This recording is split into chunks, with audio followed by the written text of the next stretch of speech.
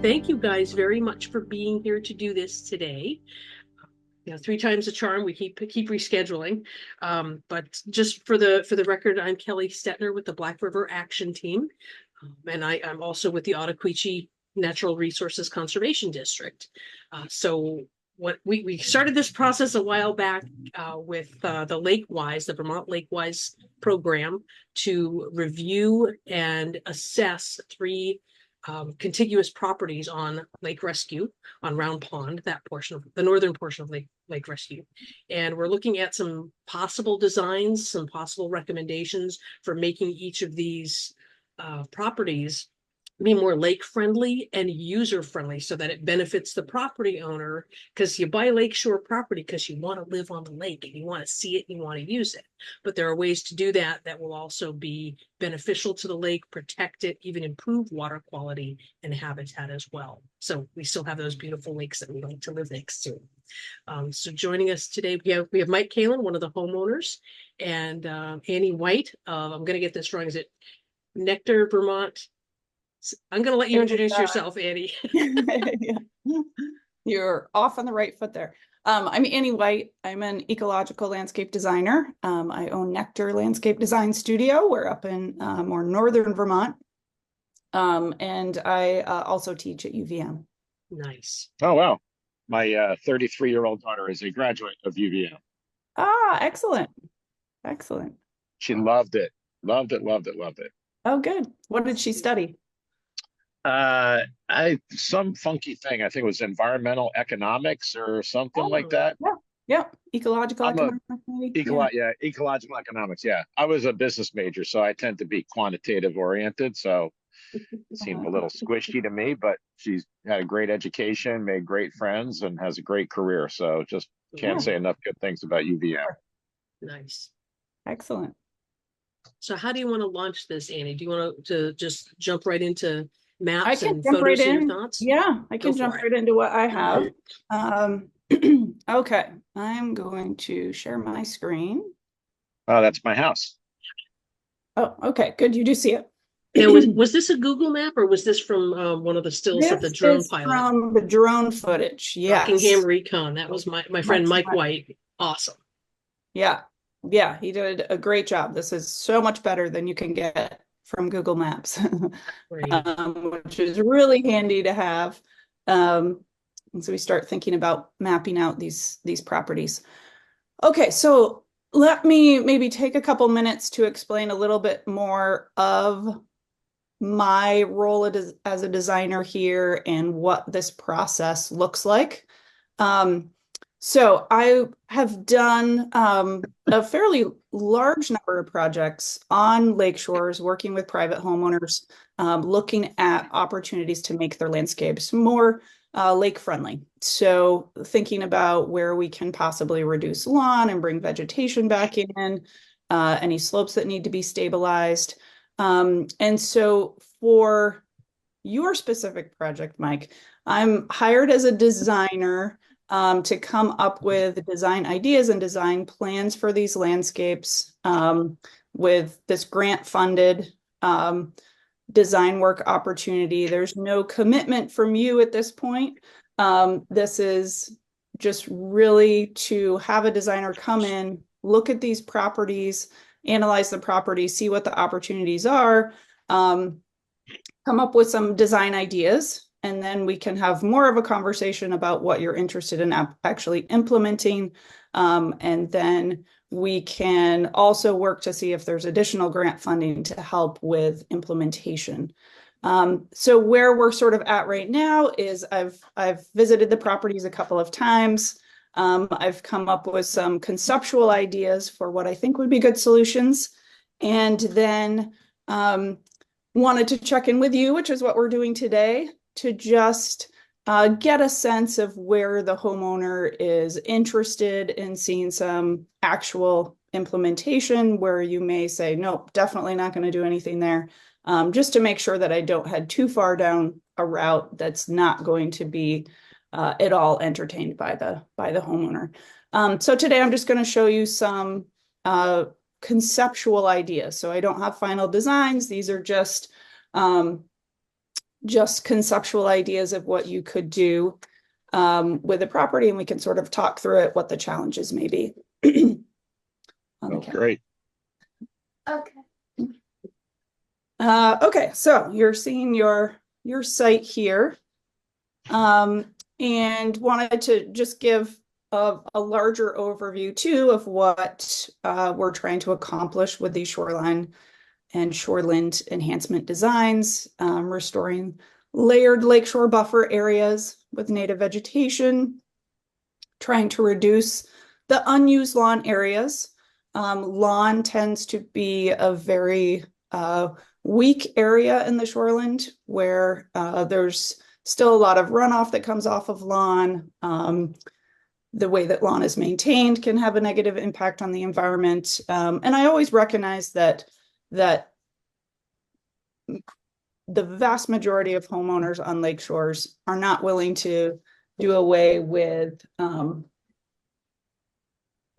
my daughter's here trying to ask questions. You have to leave me alone for this meeting. I don't know, you'll have to look for him. It sounds like we need her on the project. Yeah, she's very persistent.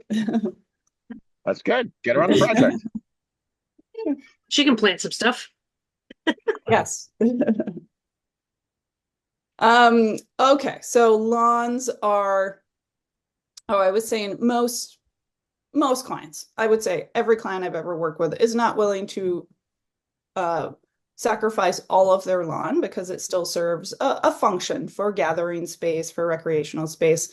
But I always look at how all of the lawn areas are used, and if it seems like there are lawn areas that are not needed for that recreation, for pathways, for gathering spaces, then let's think about, is there the potential to convert those lawns back to a more layered vegetation that's going to absorb stormwater runoff, provide habitat for birds and for pollinators. So that gets into the third point here of providing food, the berries, the seeds, foliage, nectar and pollen, all of those good things for our native birds and pollinators. And then we'll talk a little bit about the bank stabilization, what you have going on with your property with those stone walls, which I am going to talk about, doing a detailed design of potentially removing those and rebuilding a shoreline stabilization does go beyond the scope of my work, but I'm still happy to talk through what some of the options may be and what some of the trade-offs might be for that bank stabilization. I just stuck in a couple of slides here. These are from the new bioengineering manual that the state of Vermont put together, which I was a part of writing that and putting together that manual. But these are a few illustrations that I think really nicely explain kind of why we're doing this work and what's so important. The evolution of lakeshores in Vermont, pre-development, our lakeshores were, for the most part, entirely forested. And then went through a really quick phase of conventional development where we cleared a lot of lakeshores, we put in a lot of seawalls, cleared right down to the shoreline. And so now the era that we're in right now is much more of this restoration phase of recognizing that this clearing right down to the shoreline, we call this lawn to lake, and clearing so much land within the watershed has a real detrimental effect on the water quality within our lake. So now we're in this phase of restoration, going back to existing landscapes and thinking about how we can now restore them to something that looked a little bit more like redevelopment, finding where that compromise is. And the thing that I think is a real key component of this is looking at the vegetation within that shoreland area and how can we create these vegetative buffers. Buffers of vegetation is so incredibly important for stabilization, for absorbing any runoff that's coming from the upland, for providing that habitat. And having that vegetation be layered. So trees, of course, are great, but what's even better is having some shrubs underneath those trees, and even better, having some ground cover underneath those shrubs. So wherever we can put these layered vegetation landscapes back in is really a powerful tool. So now going back and looking at your landscape a little bit more, this is what I would propose as kind of the ultimate, trying to reduce the amount of lawn that you have and going back and implementing a restoration of these more layered planting buffers within the area. So we can look at these separately here. So the first area would be to the, as we're looking at it, the left of your stairs here. So here's a lawn space. I'm assuming when you're walking down this embankment, you're taking the stairs. So that area is really not being utilized. So this, I think, would be a great area to come in, add a couple more trees, add some shrubs, focusing all on native vegetation so that it will be both beautiful and functional for us people, but also be providing that food and habitat for the local wildlife. It's less mowing for you too. And less mowing, yes. And still leaving a little bit of a lawn buffer here. We could go right up to the steps. I usually find that you guys haven't asked for any of my opinions yet, so I have no protective instincts over my lawn, so you kind of had me at hello there, so totally fine. Okay, perfect. Just you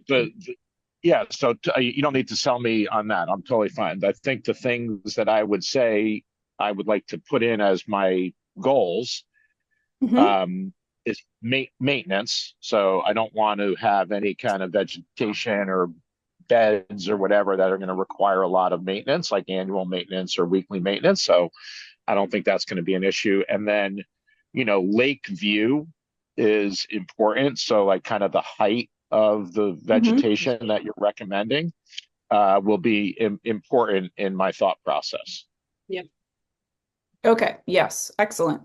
And that's certainly very common and something we can absolutely work with, of thinking about where your main areas are that you are enjoying that view of the lake and how we can preserve those viewpoints, those view sheds, and work with the height of the vegetation. And then in terms of maintenance, the way that I like to design vegetated buffers is I like to plant very densely, and plant in that layered kind of pattern so that the plants fill in very quickly. And then you really ignore it. Like you think of it more, it's not going to look like a landscape bed with individual plants and mulch around them. It's going to be a more of a wild area. So it'll look more like a forested edge.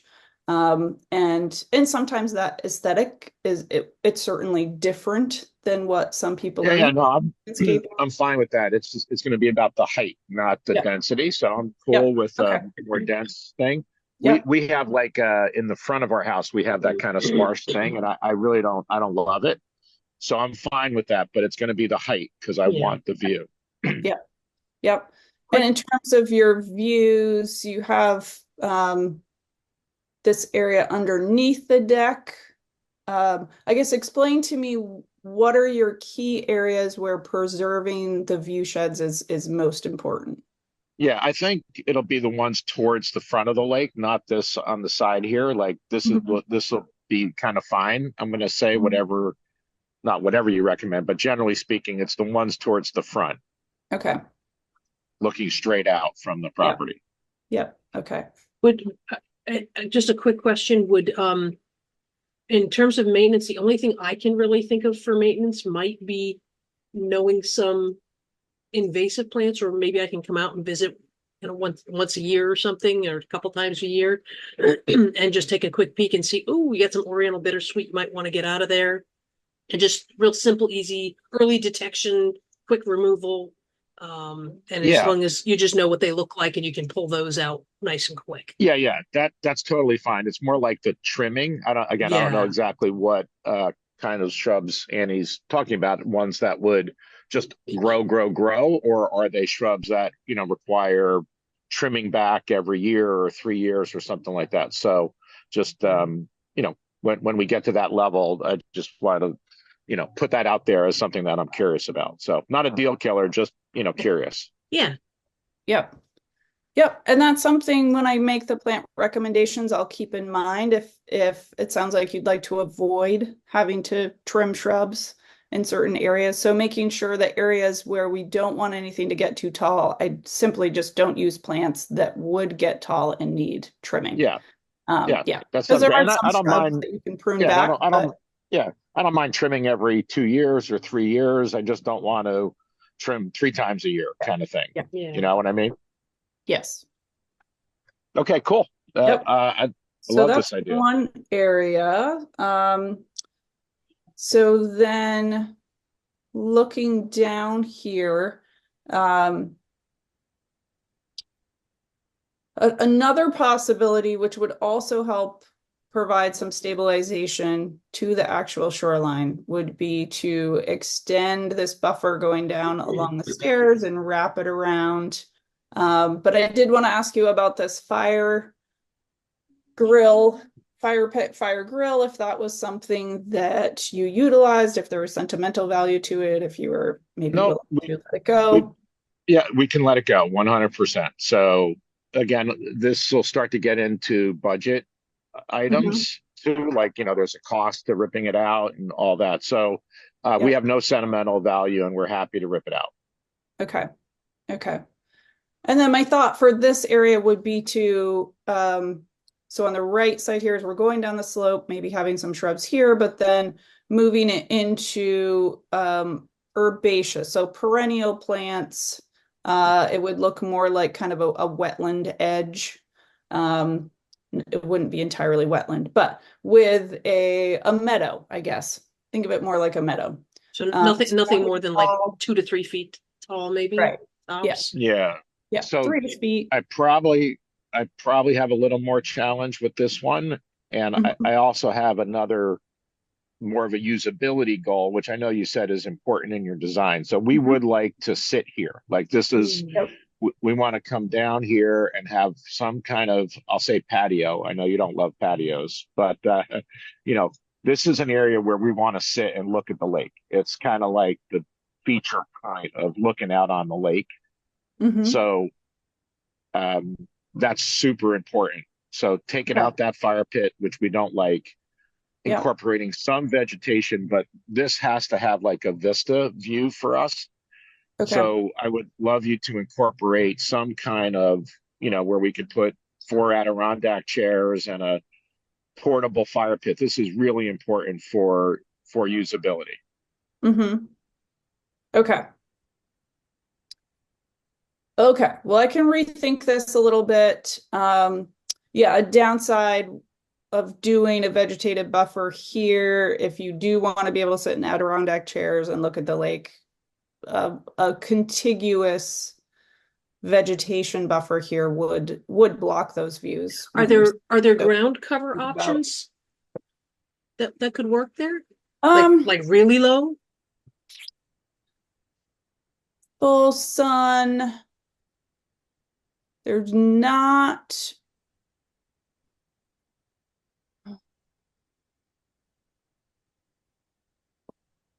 Let me think a little bit more. There's maybe 1 or 2 species. There's some sedges that could go in. Makes me a little, I like having a more diverse mix, because if you put in like 300 of the same plant and then they aren't happy, then you've lost 300 of the same. Tricky with a lot of our natives, most of them, like 2 or 3 feet is really almost the starting point in heights. But I'll give some thought to what some options could be for staying lower. If there's maybe again, like this side, having something. I would think that we could run that bed down to the side a little bit. Then, part of it And then when You're you breaking up a little bit there, move Mike. to the left there, we're going to need access for our boat. So obviously when you start to move to, what's that? I was just saying it sounded like you were What's breaking that, up, Annie? but that might be at my end. Sorry. Oh, sorry. It could have been me too. Yeah. And then, when you start to move to the left, obviously there's a lot of opportunity there. But we are boat. Like that's going to be the next kind of lake access area that I'm curious what you're recommending. And then when you move further left, we're totally fine with more vegetation. But like there is a part where we want that lake access, right? We want to swim, we want to kayak, and usability and sitting and lakefront life is really important in this part of the design. Does that make sense? Yes. Okay, cool. Okay. So would you say between where the fire pit is and the dock here, that's like your main lake? Yeah, so we're going to get a whole new dock. That dock's coming out. So Okay. there's no limitation. Like we've got plans for like a $10,000 dock, and I've been waiting for this meeting and for the dredging. So I don't know if you design the dock in, but we could put the dock really anywhere, wherever you think it works best with your design. Okay. I think I can work around wherever the dock is. I guess I'm not sure what the dredging and what the lakeshore. That's probably what's going to indicate your dock location more than anything, is where it makes more Yeah. sense to get into the deeper water. Yeah, I've got a picture of that now. The permit's been filed and the dredging work is going to be done in September and October. I can send you a picture of where the deep water canal is going to be, and that's where we want to swim and boat. So happy to shoot that over to you if that's helpful. Yeah, that'd be quite helpful.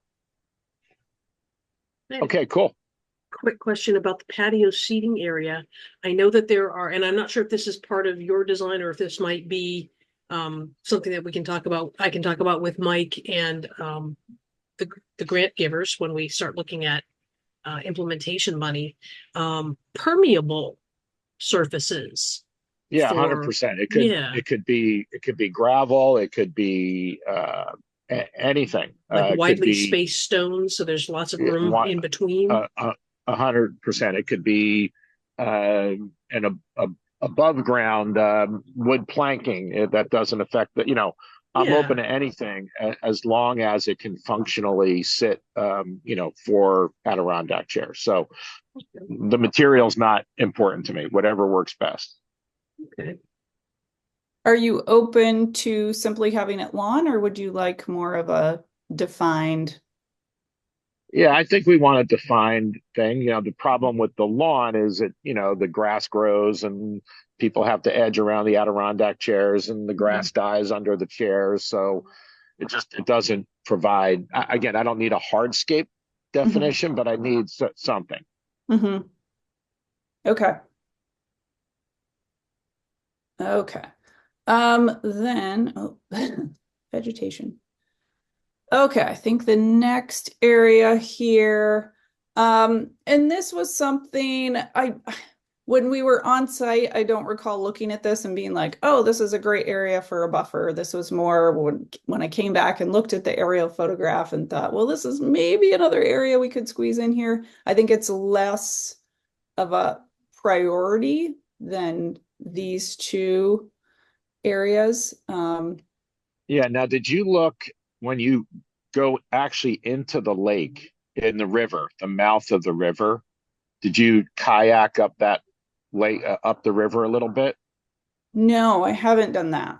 Yeah. So I did look at this. I don't know if this is, I don't know if this is your purview, but if you look underneath that slope at the level of the river, there's a lot of erosion where, because the force of the river is starting to take out some of the roots, take out the dirt under the roots. I don't know if that's going to create a structural problem over time, but those trees are super heavy. And I I'm not an expert, but I could see them toppling over time. Mhm. So I don't know if that's your purview, but there's probably some issue down there that I don't know if you want to look at or not. Or Okay. I can talk with Andy about that too. That may be something that I can, I can go kayaking up in there and get some pictures. But it might be a shoreline stabilization project that could be separate but connected. Yeah, I Yeah. think you're going to want to look at that, Kelly. I think, Okay. that one probably is important for somebody. Okay. Yeah. And I remember looking down the slope from the top and feeling like there wasn't much we could do on the bank. Those environments where there are the tall trees and it's heavily shaded, it's really tough to do any kind of new plantings. There's just nothing that regenerates Yeah. in that dense shade. But certainly, yeah, seeing it from the riverside, there could be a bank stabilization that comes out from that bottom of the slope that could help preserve those trees. Yep. And make sure they're not lost over time. And it doesn't Yeah. have to be me kayaking. If you guys are up there anyway, Mike, and you want to grab, your cell phone and get Yeah. a series of photos, go for it. Because Yep. you know exactly what you're looking at. Yep. Sounds good. Okay, and then towards the top here, I've stuck in a potential location for a rain garden. I would have to look at this more closely. I don't know if you're familiar with rain gardens. I don't care what it is. It sounds great. I'm all for it. Okay, Again, I I, stuck I, in a I have slide no, here. oh yeah, love that. Yeah, 100%. I have no affinity for grass. You can take out as much as you want. Okay. So this all looks great. Yep. So we'd have to like double check the grades, but with rain gardens, they're meant to intercept any like runoff from the driveway.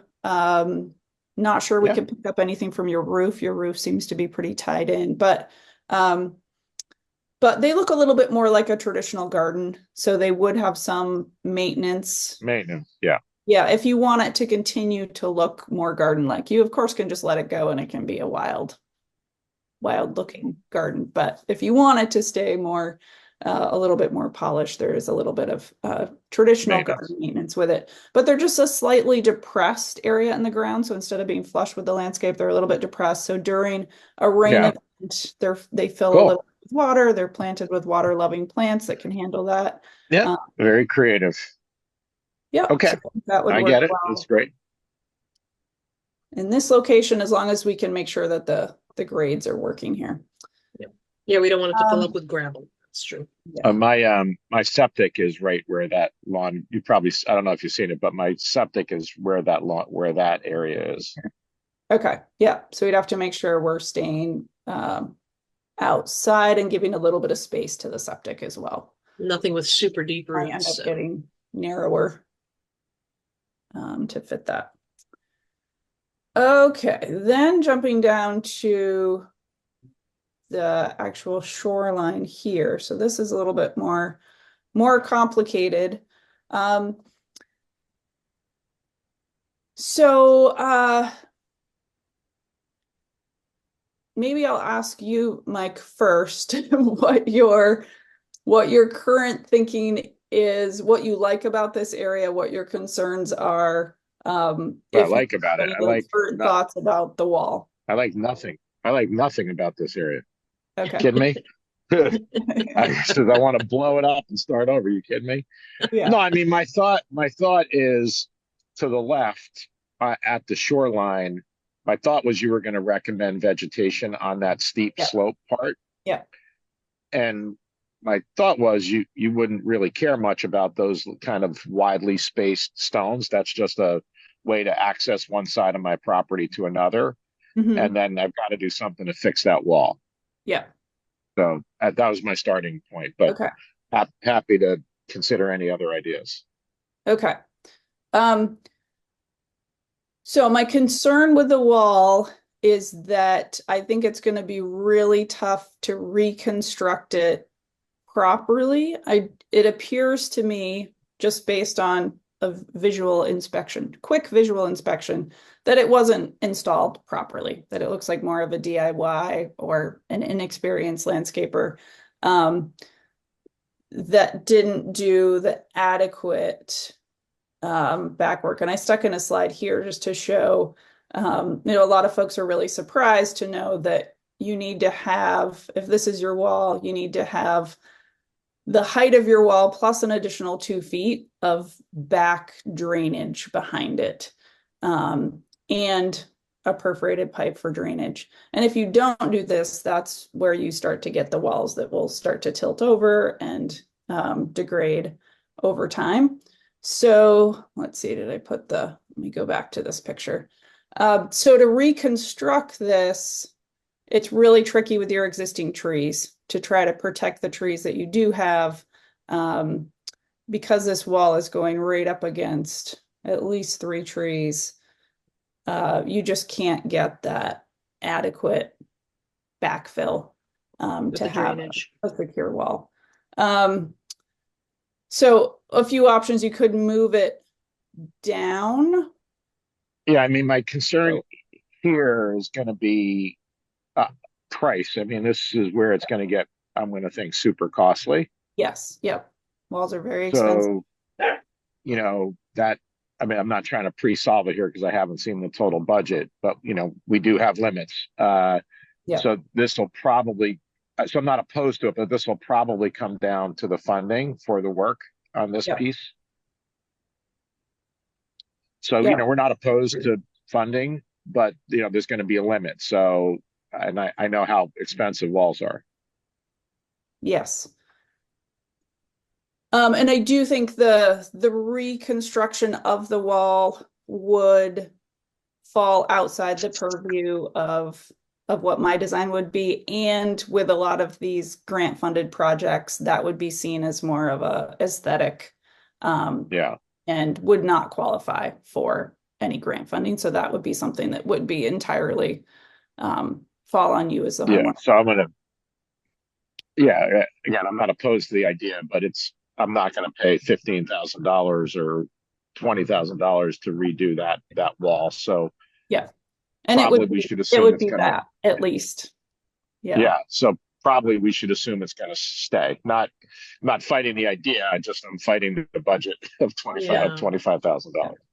What can I ask? And I don't know if this is something, Mike, that you guys have talked about, but what would removal look like? Because my concern, just as one of the alternatives to consider, thinking about money, but also thinking about those trees. I hate to lose the trees, but if the stones come out so that they don't topple, I mean, what would that even look like? Or would it be wiser to just plant around it and just leave the stones where they are? Are you asking me, or I guess in general? If you guys had considered removing it, or and Annie, what would that even look like, and should that even be considered? So if I were to complete this design, taking the ultimate goals of shoreline protection and providing a vegetative buffer and stabilizing the shoreline, and putting the cost and the maybe homeowners' desires on the back burner for a second, what I would do is I would remove the wall and I would regrade the slope, from working around the trees, but basically create an even slope from the shoreline that we have here back to these trees. And I think that solution would allow for all of the trees to be maintained without losing any. I think to do that most effectively, it would mean losing the pathway.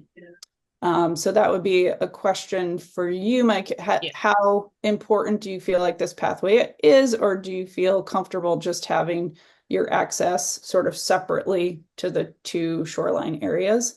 Or do you really like having this pathway in between? I think if we were to simply take this wall out and regrade, that's still a pretty steep slope, particularly right at this level. That's getting like steeper than is comfortable to simply have a regraded and replanted. Again, I'd be hesitant we like lake life because we like to be as close to the water as possible, Yep. as much as we can. So my general reaction is I like to keep the pathway. Again, and I know you're agreeing with it. I mean, you're on a lake because you want to be close to the water. So, things that take us further away from the water are not high on my list. Mm-hmm. Mm-hmm. Yep. So let's see. So maybe some compromises here would be, sounds like maybe leaving the wall and playing the wait and see Yeah, I mean, I game a think, little bit. yeah, I mean, look, I'm not, I'm not open, I'm not closed to this idea, but I think if that wall goes, those trees are going to be at risk. I mean, Yeah, they'd have to that's a get lot of filled. that, Yeah. that, and even that'll probably be a large project to do all that. And I think you're saying that would be on my side of it, not on your side. So I think losing that wall creates more an equal problem as it solves, I would think. Mm-hmm. Mm-hmm. Yeah, we Yes, didn't I think build it, you're so I don't know right. what It would went be, into it. I mean, yeah. Yeah. So I yeah. think our plan has to be to keep that wall there and Mm-hmm. either reinforce it or maybe add the back drainage or maybe make it a little smaller on one of the edges, maybe like reduce the size of the wall. Like this Mm-hmm. Maybe corner that's another area, thing that, maybe Yeah. use yeah, it differently. exactly. Maybe put yeah, like reduce the size of that wall and maybe do it that way. Mm-hmm. Yep, yep. I think someone could come in and like fix this corner up. Um, anything adding vegetation, not necessarily trees because tree roots can start to push out on the Yeah. wall. Um, but adding vegetation along the top of the wall Yeah. and Yeah. on the Yeah. bottom of Again, the wall. yeah, Uh, 100%. Long as okay. it's low, long as it's low Yep. and doesn't impede the view, totally, Mhm. totally good. Okay. Could that Okay. also help with water absorption so it doesn't get as saturated behind the wall and put as much pressure? Yep. Yep. Absolutely. And then the Uh, section below the wall to where the path is. Yeah, so the section below, I think good opportunity there to add a lot more vegetation. There is some work that could be done directly on the shoreline. It doesn't look terrible. It's a fairly good, I've seen much, much, much worse in terms of actual shorelines. There's, let's see, I think that I didn't provide any photos of coconut fiber rolls. But my recommendation for the actual shoreline would just be doing more planting. I Yeah. don't So think shoreline here's needs. my view. Yeah, this is the area I'm actually most interested in. Mhm. So right now it's all just scrub brush, and my view, it needs to be ripped out and replanted. I think. I mean, it's really all just weeds and old roots and stones. Again, I don't know how you accomplish it, but I assume we're going to take some out and we're going to put some back in. Is that what your thinking is? Yeah, I think we would want to look and see if there's anything that is invasive through that area. Um, I think that you do already have some native vegetation, and this can sometimes be a little bit challenging to change your aesthetic a little bit because a lot of these natural shoreline vegetation, they might look like weeds, but they're actually really good native plants that don't And need what I mean by replaced. weeds, they were weeds or saplings or whatever that Yeah, got stumped, like they just yeah. cut them, Okay. and Yeah. now they're just wild and they don't. I mean, the roots may be good for the shoreline. I understand Yeah. that, but aesthetically, they're not structurally healthy plants. They're just stumps that Yeah. have shoots, and Yeah. I mean, I think they need to go and be replaced by something that's more sustainable and more, start from scratch. Yeah. So what I would like to see, so this is part of the area that we want to use for lakefront access. So everything from that wood dock is going to be Foreground. replaced and just thrown away. But if you go halfway up that shoreline to where the vegetation starts, that's what's going to be like the dock access, if you will. Okay. And then beyond that, towards the back, as you go away, that's where I think we should put the vegetation. Okay. So we need shore access, which I know you're not, arguing against, but so we should have shore access, however you see it, graded appropriately, and then beyond it is where the vegetation should be. Is that further dock going to stay, or do you have plans to? Yes, the further dock is staying. Looks like a nice place to kind of hang out and drop a fishing line. Yeah, there's a fishing line, and that's where our rope swing is, and it's the deep water from the river. So yes, so the where you see this dock in the front of the picture, that's where the boat is going to be. Okay. And then that's where it's going to be a little bit deeper water. So there's going to be swimming and boating there. And then everything then back to the next dock should be like vegetation, if that makes sense. Yeah. Okay. Yep. So this back portion. Yeah. Okay. Yeah. So if you could send me the dock plan, that would be super helpful. And then I'll focus on that area between your new dock and the old dock here. And looking at what could be done vegetation wise to get it looking nicer and certainly stabilized. I might want to, I'm not sure I have a good picture. If there was an opportunity for you to take a picture of what this shoreline looks like from the water, so I could get a if there needs to be more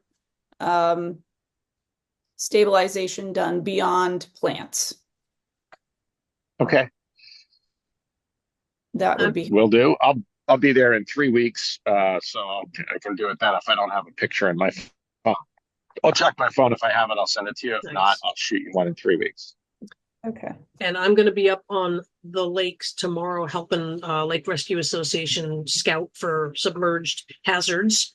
And so I'm not sure if they're going to want me on Pauline or on rescue, but I'll go up there anyway, Mike, if you're cool with that. If you see something poking around on your cameras, it's me. I'll just look for invasives and see what I can find. Hopefully nothing. And then if I'm working on rescue anyway, I'll just paddle up into Round Pond and take some photos for you. But I'm not sure if I'll be on Pauline though. Yep, no, that's fine. If you're on the lake, then just paddle up to the very beginning of the Black River and take those routes that are starting to erode away too. Yeah, so Christy Young is up in there too. I've been meaning to see what we did some planting there a few years ago, and I think the beavers took a lot of it. So I need to get up in there anyway and take some pictures. So yeah, okay, yeah, I got it. Okay, and then I have a few more slides. I don't think we really need to spend much time on this because I think we're not headed in this direction, but there are some other solutions. We call these bioengineering practices that can get implemented on lake shores where the slopes are very steep and where stone and plants alone isn't enough to stabilize a shoreline. So we'll use biodegradable materials, often made from coconut fibers, that can help stabilize a bank short term while the plants are getting established. This is just one practice called encapsulated soil lifts that works really well on a steep slope or where you're trying to protect and preserve the roots of an existing tree to make sure that you don't lose the tree in the process. And it only looks like that for a little while until the vegetation grows in, and then you don't even see the coconut, right? Right. So here, so my view on this, I think we need this. This is exactly what I was thinking. So I think we need this in that area we were just talking about.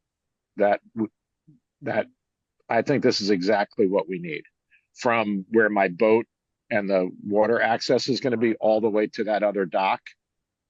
I think this is exactly what we need. Okay. Yeah. And that, I think getting Because some it's a photos would slope be that's helpful. it's a slope that's almost Just like look- this one. Yeah. This is about the height of my slope. Mhm. And my view is we could build that up to the tiny little path that I'd like to keep, and then Mhm. you could put the rest of the vegetation between the little path, which we can close in. It doesn't need to be open. It just needs to be. So that's the little flat area, and then vegetation again between that path and the stone wall. Yep. Yep. Let me go back to maybe this picture. Yeah, those encapsulated soil lifts. I think these would be great to work around these two trees. We can kind of Yeah, come because out you a little could build bit. that. Yeah, you could build it up. You could come out a little bit and stabilize that whole section. And then Mhm. if you go to the right side of the path, you could add vegetation between the path and the wall. Mhm. Mhm. Some nice low growing stuff. Yeah, exactly. As long as it doesn't come up above the level of the wall, it'd be great. And again, that grass is useless. I have no reason to keep it or, And you can, fertilize it or, and I know this was a and fall photo, but you can really see how the gravel could just get activated and wash right into the lake. yeah, 100%. Nice. Yeah. So can you go back to that picture? I was going to ask you this later, but if we did, Annie, shorten the wall, can you go back to that other picture? Yeah, so that little corner there that collapses, since I've had the property, that corner has collapsed 3 times. Could your plan include just the fix to that corner as part of your overall plan? Or is that not in your purview? Like removing the stone or repairing it. When you say shorten the wall, do you mean shorten the height of the wall or end the wall sooner? Yeah, so what I'm thinking, again, I'm just brainstorming here. If you look at the end of the wall that's facing us, if you can move your cursor, Right here. uh, yeah, I guess, and move a little bit to the left. Yeah, so everything from there then to the right. If you then move right, like it seems like that all that stone could come out, and we could just fill that in and fade it down, like shorten that wall so it doesn't have a risk of tipping over. You know what I'm saying? Yeah. Okay. Yep. So sort of ending the Yeah. um ending the Yeah. wall. Rather than stumping it, you may need to just fade it in, like lower it a little bit, like grade it down. Yeah. Again, I'm not a landscape designer, but maybe that's a way to accomplish that. So if you can just put that into your plan, unless that's beyond your scope, Yeah. that So way I it's all. think I can certainly include it kind of conceptually in the plan, like assume that will Yep. be done. I think that work should be performed by a stonemason. Yeah. And I wouldn't know exactly what to tell them to do because I don't know what's already there behind the wall. Like looking Yeah. visually at this, it sort of looks like there isn't any stone behind there. But they would, yeah, I would suggest getting an experienced mason Yeah, no problem. to do Okay. the work, and they would sort of be able to figure out what the best solution would be for tying it back into the. That'd be great. But if it's in your plan, then I can explain it. I'll use your plan to explain what we're looking to do. Yeah, what the sort of the end goal is. Yeah, Kelly. And I'm curious, I was just muting because we have a new puppy and she was outside barking. If that corner of the wall were to be removed and then the rest of the wall kind of stabilized from this end, could that corner be the beginning of the staircase down to that second dock? Could that be right? Like infiltration steps, something that was Yeah, exactly. Yeah, because the stairs. Yeah, You can see the stairs on the bottom right of this picture, but there's no reason that the stairs couldn't, like a natural staircase, come from where those stones are right now, also to that dock area. And that would give us a little more room on the right side where in the very, very corner of this photo for some more planting if that were feasible. Exactly. Kind of around that little tree to the top right there. You could put more vegetation there. Yep. Yeah, that sounds great. And Annie, you're the designer, so you tell me if I'm pie in Yeah, the sky I'm here. trying to, I'm sure I have these in pictures somewhere. Are the existing stairs eroding? Are they acceptable? I guess, is No, they're there fine. room to shift them Yeah, the over? stairs. Yep. No, I mean, I'm happy to move them, but they're stable. Yeah, You know, they're loose stones. They're you know, I okay. think environmentally friendly generally. Okay, well, I'll keep that in sort of the back of my mind as an option if we need to, but um, I might keep the stairs where they are too. Yeah. And just tie Yeah, that back on. just wanted to throw that Okay. out there. Okay. Okay. Okay. I unfortunately have a phone call that starts at 10. So All right. So no, so what's the timing and what's the budgeting process from here? I believe once I see Annie's designs and get that's one grant that gets then wrapped up. And then I would be looking into an implementation grant, and that would also be through the state of Vermont, DEC. So that's a separate grant entirely. You and I would talk about what options Annie has come up with that you want to install, that you're willing to do. And usually the grant that I get would cover, or I would seek to cover, the cost of any hardscape type materials, like if we're going to do infiltration steps or some infiltration materials around that patio area. And also should cover the cost of the people to come in and do that work, the contractors to come do that work. And I would oversee that contract. And then if you guys were able to settle on the plant list, the vegetation list, I think that would be something that would be super helpful if you guys were able to, depending on the cost, cover some or all of the vegetation costs, and Yeah. then we'll pay for the planting, the implementation of whatever Yeah. infiltration practices get decided upon, and the materials. Yeah. So just to restate, so Annie will finish the plans. Yep, she's covered. And her cost is covered. Awesome. We'll review the plans together. Does Annie come up with kind of like the total budget, meaning, you know, the hardscape and the installation and all that is $15,000, and you know the plants themselves are $18,000. Like, does she come up with the number? And then based on those numbers, both you and I agree that you'll include your part in the grant, and I'll agree that I'll pay for my part. Is that how it generally will work? Annie, do you usually come up with estimates for at the ends of your designs, or not so much? I frequently will come up with the estimates for the plant material, the actual like physical material. I don't typically do a more like commercial level cost estimate because all of the projects I've done so far have been implemented using grant funding and using like the Conservation Corps, that where the implementation cost is so much less than if you were to hire a commercial contractor to work.